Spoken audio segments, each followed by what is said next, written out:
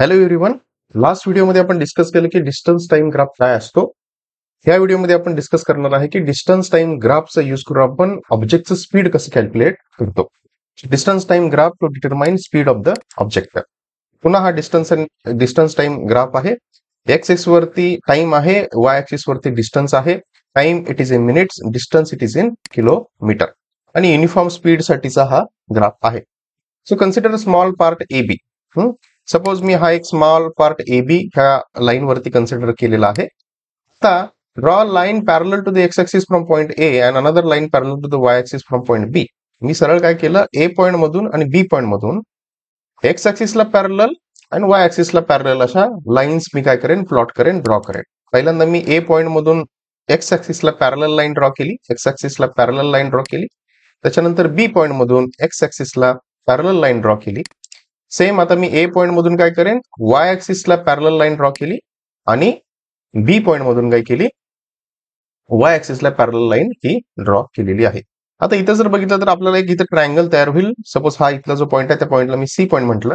Triangle A B C इथं आपल्याला दिसतो.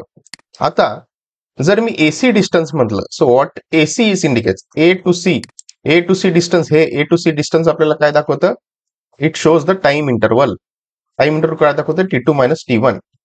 T2 मायनस T1 हा टाइम इंटरवल आपल्याला दिसतो. बीसी सो बीसी हे डिस्टन्स काय आहे, S2 मायनस S1. बरोबर. म्हणजे A to C distance it is T2 minus T1 change in time interval and B to C distance is S2 minus S1 it is change in distance. बरोबर. आता object moves from point A to point B, it covers a distance of distance S2 minus S1 in time T2 minus T1. म्हणजे point A कडून point बी कडे object travel होत असताना जे distance त्याने किती कव्हर केलं, डिस्टन्स कव्हर केलं S2 मायनस S1 आणि ते डिस्टन्स कव्हर करण्यासाठी किती टाइम घेतला, T2 मायनस T1 एवढा टाइम घेतलेला आहे. आता ह्याच्यावरून मी speed of object V, speed आपण कसं कॅल्क्युलेट करतो, distance divided by time.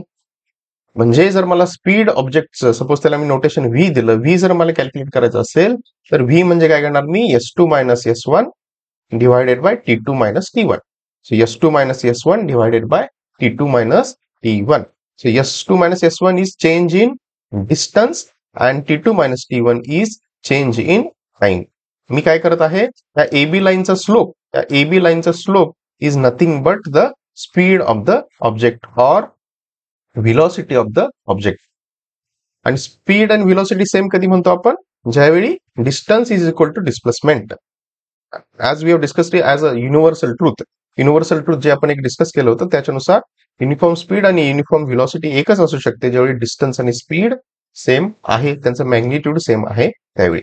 So अशा पद्धतीने आपण काय करू शकतो, ऑब्जेक्टचं स्पीड हे ग्राफ्सचा यूज करून काय करू शकतो, कॅल्क्युलेट करू शकतो. थँक्यू.